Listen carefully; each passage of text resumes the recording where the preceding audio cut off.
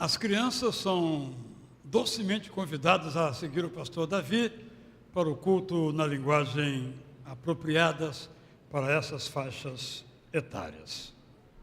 Eu decidi, nesse nosso culto de aniversário dominical, falar tão somente dos conselhos de Deus para nós.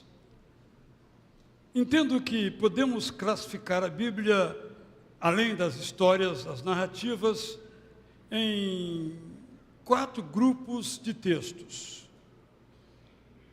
Não nessa ordem, mas os exemplos, que são aqueles homens e mulheres que nos ajudam a imitá-los, mas também aqueles homens e mulheres que nos ajudam a evitar que façamos o que eles fizeram.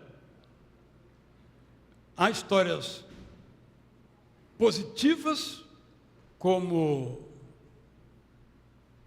de Gideão, histórias negativas, como de Gideão, histórias negativas, como de Davi, pai, histórias positivas de Davi, o homem segundo o coração do Deus eterno. E temos que ler e ver que exemplos vamos seguir e quais não vamos seguir. E nem sempre a Bíblia tem uma nota de rodapé, dizendo, esse exemplo é negativo. Nem sempre. Às vezes sim, às vezes não. Por isso a Bíblia é para ser lida com alegria e inteligência. Temos também as promessas, que são incontáveis. No passado, por exemplo, havia inclusive um dispositivo impresso chamado caixinha de promessas. Tinha uma promessa para cada dia do ano. E não esgotam, porque são milhares as promessas da Bíblia. A Bíblia também tem mandamentos. O que é um mandamento? O mandamento é aquilo que você é convidado a obedecer, concordando ou não. É mandamento. Também aprendi com William Douglas que o mandamento, mesmo que você não concorde, ele funciona.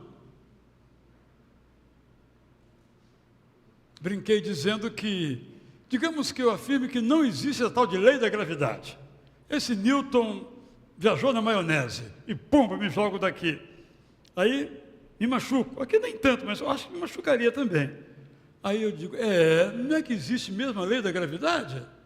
Mas eu não sou tão burro assim que vou ter que fazer isso para saber disso. O mandamento funciona.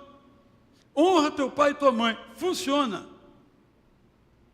E às vezes, tivemos experiência aqui no passado, estamos tendo agora essa semana inclusive, em que um jovem se converteu a Jesus e se preparou para o batismo. Mas o pai, ele, embora já fosse maior de idade, o pai disse, não concordo e não vou. Aí ele me ligou, o rapaz, o que eu faço? Honra o teu pai. Ele honrou, não se batizou, e algum tempo o pai dele não só concordou, como veio ao batismo dele. É lei divina, não depende de circunstância, lugar, história, subjetividade ou qualquer outra coisa. Mas também temos na Bíblia os conselhos, que a gente ouve e faz, se quiser. São conselhos.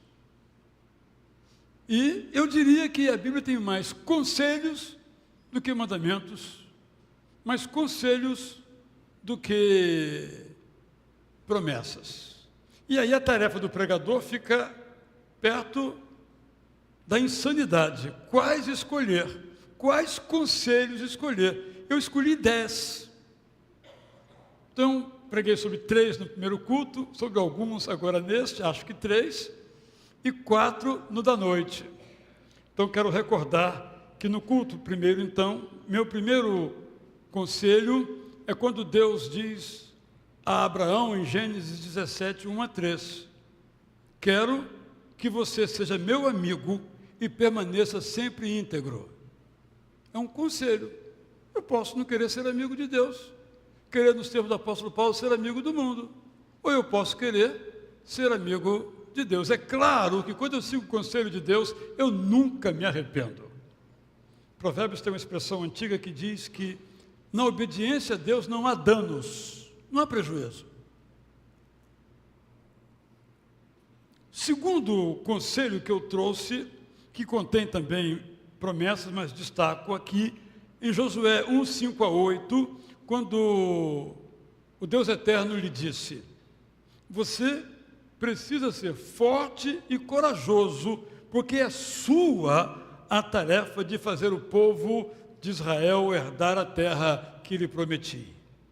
Foi o segundo na lista que nós preparamos. E o terceiro conselho está no Salmo 37, 3 a 4, muito conhecido: confie no Deus Eterno e continue a fazer o bem. Alegre-se com o que recebeu e fale apenas a verdade. Talvez seja um dos conselhos mais atuais de toda a Bíblia. E quem faz isso está na contramão da sua própria natureza e na contramão da sociedade em que ela está. Então, este é o conjunto que eu apresentei no culto das 9. Se você achar relevante, pode acompanhá-los a posteriori. Está no nosso site, você que está em casa pode vê-lo em algum outro momento também. Agora eu trago mais outros conselhos. O primeiro está em Provérbio 1:7. Eu disse provérbio, não disse provérbios. Eu entendo que não há Salmos 23, mas Salmo 23, bem como há o provérbio numerado, aqui o provérbio 1:7. Quando são mais de um, são provérbios. Um só é o provérbio. Mas isso é uma idiosincrasia, é o meu modo de pensar. Você não tem que pensar assim. Quanto aos Salmos, não tem nenhuma dúvida, isso não tem outro jeito. Então, o que diz o provérbio 1:7 na versão brasileira da palavra? E não está impresso ainda, se Deus quiser, em agosto de 2024. Todos os conselhos desse livro partem do princípio que a verdadeira sabedoria começa quando Deus Eterno é colocado em primeiro lugar na vida, decisão que os tolos não tomam. O texto no hebraico é medo de Deus. A verdadeira sabedoria começa com o medo de Deus ou temor de Deus. Entendo que a ideia do poeta está nos Salmos isto, está nos Provérbios isto, é a ideia de colocar Deus em primeiro lugar na sua vida. É o amor a Deus sobre todas as coisas. É aí que começa a sabedoria. Entendo que uma boa maneira de dizer isso é colocar Deus em primeiro lugar. O que Ele diz, o que Ele pede, o que Ele manda, o que Ele determina, Deus em primeiro lugar. Decisão que os tolos não tomam. Eu quero dizer aos irmãos que tenho ficado horrorizado com o crescimento da tolice. No mundo da inteligência artificial, a tolice é abissal. A rima foi sem intenção. Ela parte, de certo modo, de algo que poderíamos chamar de autossuficiência. Que quer dizer o seguinte: eu sei o que é melhor para mim. Ora, quando nós nos afastamos um pouquinho, imaginando que seja possível, olhamos para o mundo, o que nós vemos? Todo mundo sabe o que é melhor para si. Qual é o resultado? Alguém aplaude? O que nós vemos? Nós vemos pessoas que fazem aquilo que acham certo, mas o que fazem certo, que acham certo, não traz benefícios nem para eles, nem para as demais pessoas. Porque o benefício para uma vida pessoal e comunitária só vem quando colocamos Deus em primeiro lugar. A linda música que o Estênio cantou aqui, do Agostinho, nos ajuda muito nessa reflexão. Quem era Agostinho? Ele citou alguns elementos aqui. Agostinho é um gênio. Era um gênio. E Agostinho foi treinado, podemos assim dizer, em toda a filosofia grega e na retórica romana. Sabia tudo como convencer as pessoas. Agostinho de Hipona, filho de Dona Mônica. Nascido na África. E a grande discussão se ele era negro ou não, não se sabe. Mas ele era africano, com certeza. Argélia, hoje Argélia. E Agostinho tinha uma mãe que era cristã. E, é claro, dizia ela o que era certo, o que era errado, o que seguir, o que não seguir, sobretudo, crer. Mas Agostinho não queria crer. Agostinho queria fazer o que estava no seu coração. Ele queria seguir o seu desejo. Porque o seu desejo era o melhor para ele. Esse é o nosso problema, esse é o meu problema. O que eu acho é certo, é o melhor. Então, até que ele teve um encontro extraordinário com Jesus Cristo e disse no seu Confissões, tarde te amei. Bem, antes tarde do que nunca, e se tornou, de fato, talvez o maior teólogo de todo o cristianismo. Escreveu mais de 100 obras sobre todas as coisas que você possa imaginar. Algumas são disponíveis em português, outras não. Mas ele lutou. Lutou até quando pôde.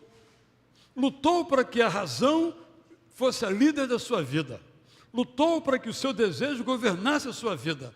Até que ele desistiu. Isto é, ele colocou o Deus eterno em primeiro lugar.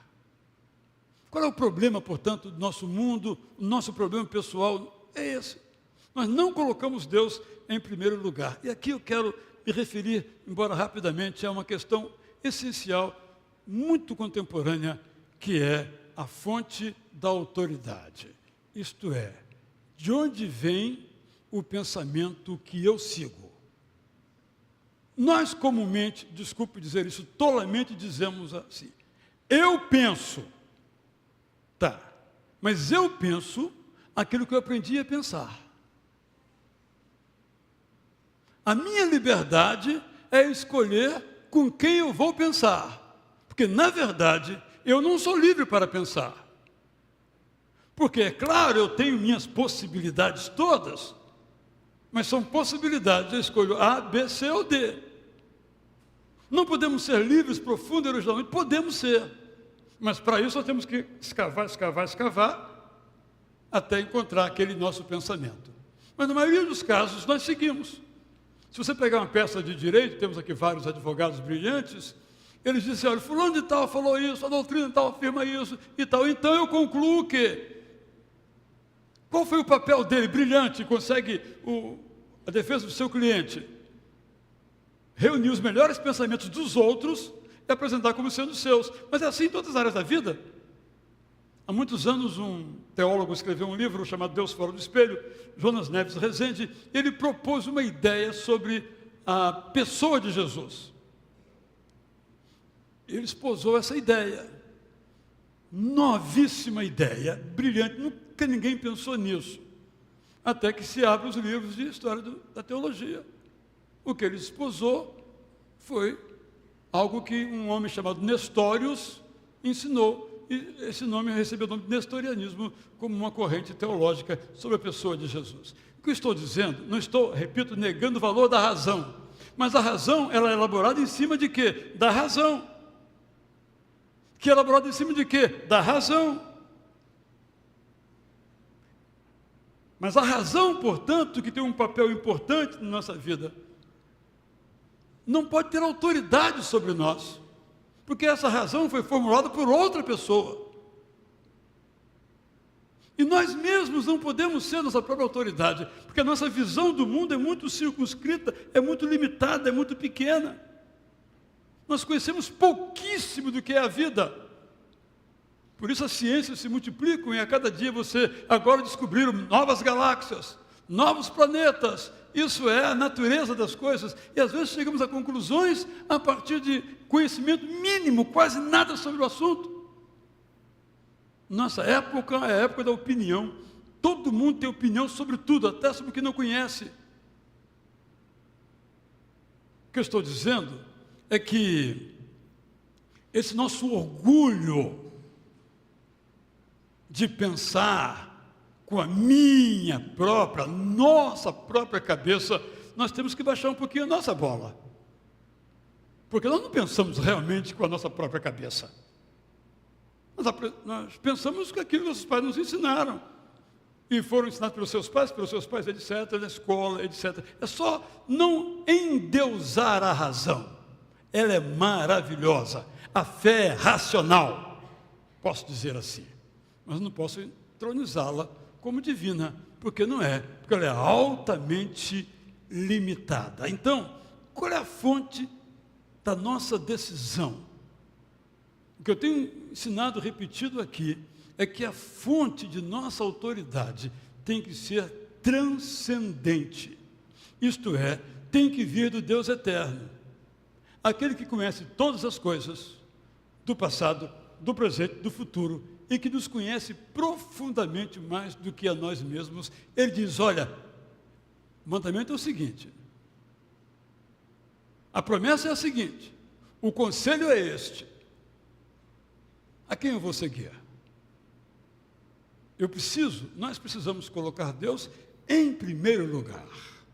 Quando nós colocamos Deus em primeiro lugar, todas as outras coisas ficam nos seus devidos lugares. Repito, quando nós colocamos Deus em primeiro lugar, todas as outras coisas ficam nos seus devidos lugares. Fora disso, a vida se desorganiza. Quando eu sou o primeiro na minha vida, a minha vida se desorganiza. Quando eu sou o primeiro na minha família, a minha família se desorganiza. Quando eu sou o primeiro no meu trabalho, o meu trabalho se desorganiza. Mas quando Deus é o primeiro, eu estou no meu devido lugar, a minha família está no seu devido lugar e o meu trabalho está no seu devido lugar. Podemos dizer que há uma competição de divindades. O nosso trabalho quer ser o nosso Deus. E ai de nós se não o adorarmos. É assim que funciona. Mas ai de nós se o adorarmos. Nós precisamos nos recolher e dizer, o meu trabalho está em segundo lugar. No máximo em segundo lugar. Em primeiro lugar, o amor ao Deus eterno. Aí o meu trabalho vai ser um instrumento de alegria para mim e para os outros. Mas eu trouxe um segundo conselho. E aí a gente tem que olhar se cabe a gente ou não, e talvez alguns aqui não caiba esse conselho, para a maioria também cabe. Está no Provérbio 18:13. Quem responde antes de ouvir, comete um erro que o envergonhará. Eu estou falando para os irmãos e estou falando para mim mesmo. Quantas vezes eu me precipitei? E não era nada daquilo que eu achei que a pessoa ia me dizer. Já contei, algumas vezes as pessoas vêm se aconselhar comigo, os demais pastores também. Aí eu estou com essa situação, aquela situação. Aí eu, do alto da minha sabedoria tola, dou o conselho. A pessoa diz, não, pastor, eu só queria realmente que o senhor orasse por mim. Tolo, imbecil. Eu vou parar por aqui nos meus adjetivos, que eu tenho muitos para colocar nesse lugar. Me precipitei. E no lugar de perguntar, irmão, o que você deseja? Eu diria, pastor, eu quero que você ore por mim, estou com esse problema. Então vamos orar. Mas não. O idiota que ouve, já tem a solução, e dá a solução que não foi pedida. Respondi antes de ouvir e fui envergonhado. Quem não tem essa experiência? E os nossos impulsos? A pessoa passou por mim, fez que não me viu. Na próxima eu pego. Mas ele não viu mesmo. Teve um caso aqui, eu sabia testemunha disso há muito tempo, né? Tinha uma irmã aqui da MCM, vinha sempre aqui, e tinha uma filha, que não era aqui da igreja, mas ela vinha aqui de vez em quando, e ela reclamou com o pastor Alcenir. O dia que eu encontrar de novo o pastor Israel na rua, eu vou dar uma peitada nele para ele me ver. Porque na cabeça dela, eu fazia de conta que não havia, mas eu não havia. Eu sou um cara distraído, né? Estou pensando em um monte de coisa. Estou ali, parece que eu estou ali, mas não estou ali às vezes, né? Já quase foi atropelado algumas vezes, etc e tal. Mas ela achou que eu não vi, que eu não dei atenção. Não é? Ela respondeu tolamente. Como é que eu posso ser julgado de não ter visto se eu não vi? Então, as pessoas às vezes nos ofendem. Mas será que nos ofenderam mesmo? Não é verdade? Às vezes não ofenderam, até era um elogio. Mas nós, por alguma razão, recebemos como ofensa e é na lata, é na hora. Comigo bateu, levou. Ficamos envergonhados. Então, um conselho bíblico, antes de falar, ouça. Ontem o pastor Purim fez um comentário que eu achei muito rico, uma frase simples, ele falou o seguinte: chega o irmão atrasado, a gente, né? Isso é hora de chegar no culto? A gente pensa, né? E se puder, fala. A gente não segura, né? A gente não aguenta, a gente fala, ou comenta com alguém. Mas ele disse, que bom que ela veio. Porque, agora digo eu, a gente não sabe o que a pessoa enfrentou. A gente não sabe o trânsito, uma desculpa esfarrapada, eu sei. A gente não sabe a discussão que tiveram em casa, até vamos então à igreja. Mas já é 11h30, vamos assim mesmo. Aí eu chego e digo, 11h30, olha, o culto começa às 11, olha que você está chegando. Precipitei-me, se assim fiz. Gente, alguns de nós temos aquele defeito da postergação, deixar para depois. E alguns de nós temos o defeito da precipitação. Qual é o conselho bíblico? Calma. Ouça primeiro. Se houver um conflito, ouça os dois lados. Alguém lhe falou, será que é isso mesmo que ela falou? Quantos problemas eu, Israel, teria evitado? Para mim. E quantos para você? Faz a conta aí, você vai perder. Porque a gente se precipita, a gente responde, olha o absurdo, responde antes da pergunta. Mas qual é a pergunta? Já respondi. E me envergonhei. É um conselho muito sábio da palavra de Deus. E o último desta hora, à noite, se Deus quiser, teremos mais 3 ou 4, espero terminar, é o texto áureo da Bíblia. Você vai dizer, João 3,16. Então tá bem. Então o segundo texto áureo da Bíblia, Marcos 12, 28 a 31. É um diálogo. Leio na versão prazer da palavra, vou ler então aqui nela. Marcos capítulo 12, verso 28 a 31. Jesus está falando sobre vários assuntos aqui, e o capítulo começa quando ele conta a história dos meeiros, depois fala do pagamento de impostos, depois trata do tema da ressurreição, e aí um dos teólogos, verso 28, que tinha ouvido a resposta de Jesus aos saduceus, que não criam na realidade da ressurreição, como muitos até hoje não creem, aproximou-se mais e perguntou, mestre, qual é o maior dos mandamentos? A maioria das respostas que Jesus dava era citação da própria Bíblia. O mestre dos mestres citava o Antigo Testamento. Eu, Israel, aqui o tolo, às vezes cito a mim mesmo. Mas Jesus citava a Bíblia. Então ele diz, tudo começa com o principal, Aqui está em Deuteronômio 6, 4 a 6. Escute, ó Israel, o Deus eterno é o único Deus. Assim, ame intensamente o Deus eterno com todo o seu ser, com dedicação, entendimento e convicção. Jesus falando ainda. Depois vem o segundo, como lemos em Levítico 19, 18b. Ame o seu próximo como a si mesmo. Paro por aqui.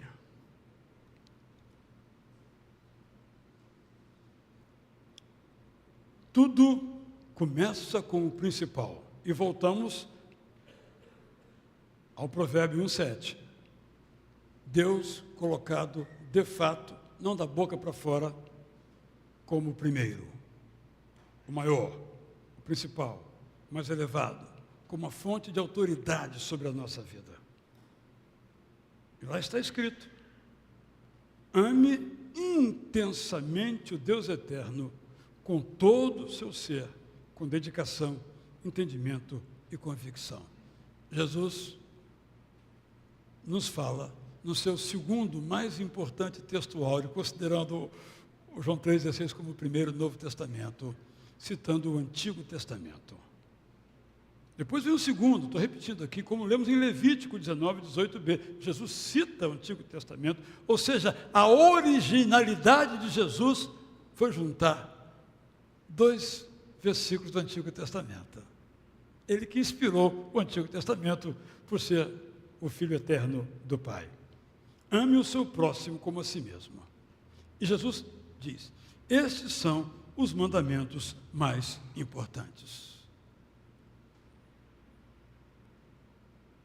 Como é que eu posso amar a Deus intensamente, com todo o meu ser, com toda a dedicação possível, com toda a minha razão, meu entendimento e com toda a minha convicção? Essa é a tarefa da nossa vida.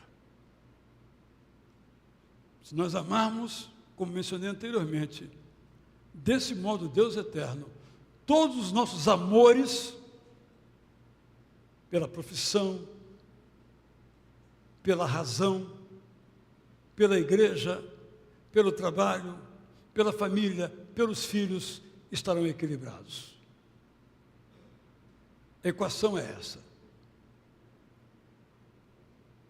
Então, nós só amaremos, é isso que Jesus Cristo diz, o próximo como a nós mesmos, com a intensidade com que nós nos amamos, com calor, a vibração com que nós nos amamos, porque nós nos amamos. E quando nós não nos amamos, tem alguma coisa errada em nossa saúde emocional. Nós nos amamos, mas só amaremos o próximo como nós amamos a nós mesmos, se amarmos primeiramente o Deus eterno como o dono das nossas vidas, como nosso amor maior. Claro, repito aqui, há uma disputa de divindades. Eu, o divino Israel, e Yahvé, o divino Deus, do Antigo e do Novo Testamento. Alguém brincou, eu já preguei sobre isso aqui, dizendo o seguinte: muitas pessoas adoram a Trindade, formada de 3 pessoas, eu e eu.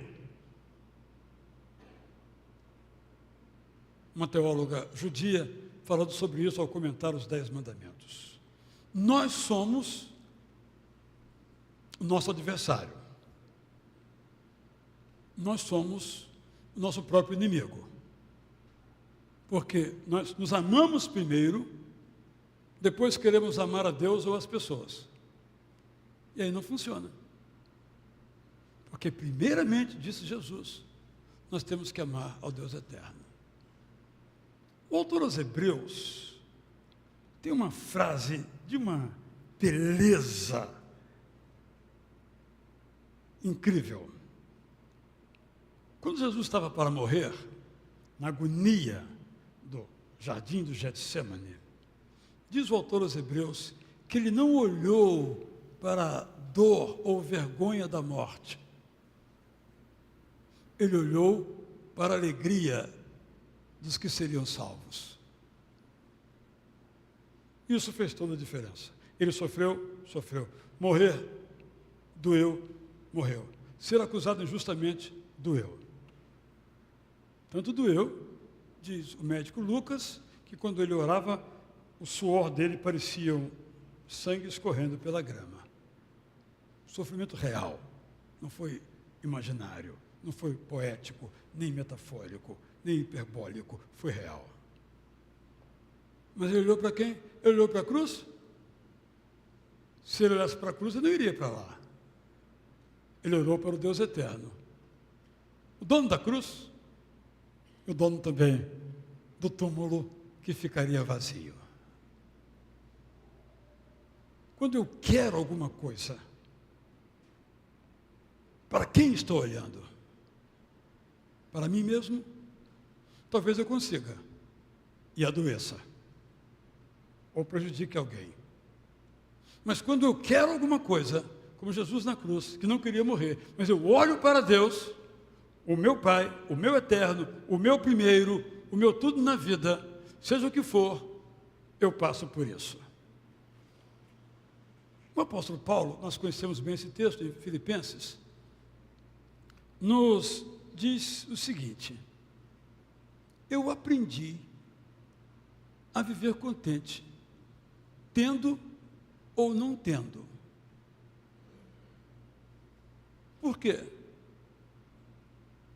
Porque as minhas coisas não estão em mim, diz ele, as minhas coisas estão em Jesus.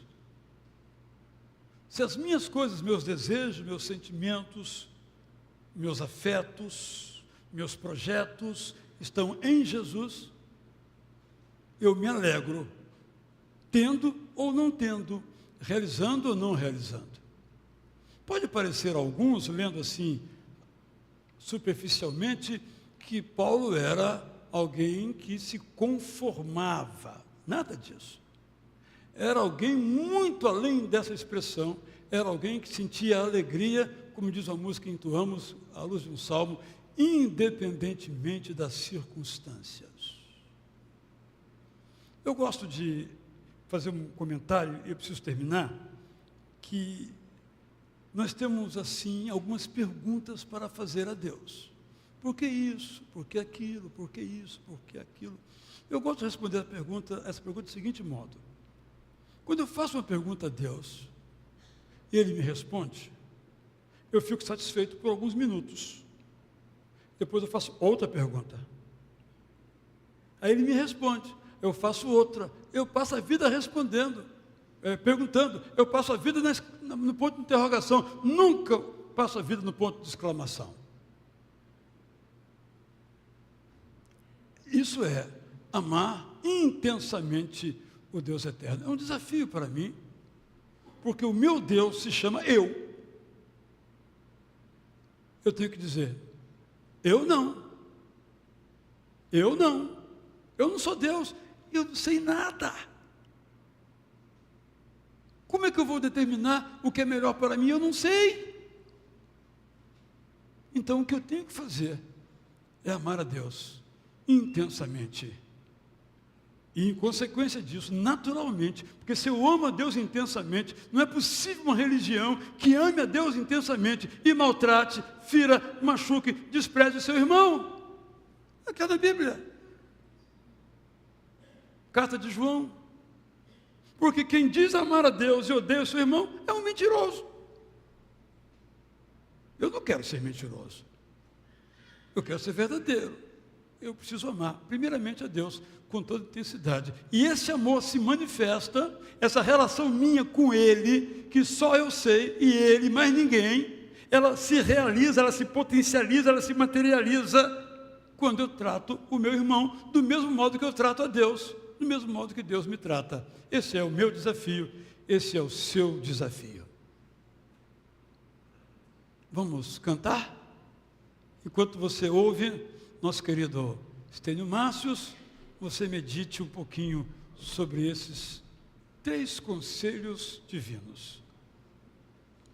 Todos os conselhos desse livro partem do princípio que a verdadeira sabedoria, começa quando Deus eterno é colocado em primeiro lugar na vida. decisão que os tolos não tomam. Segundo, quem responde antes de ouvir, comete um erro, que o envergonhará. Tudo começa, disse Jesus, Marcos 12, com o principal. Ame intensamente o Deus eterno, com todo o seu ser, com dedicação, entendimento e convicção. Se Deus nos der possibilidade, às 9 horas vou continuar com mais 3 ou 4, que é o projeto Conselhos do Deus Eterno para mim, para você, para nós. O Senhor do tempo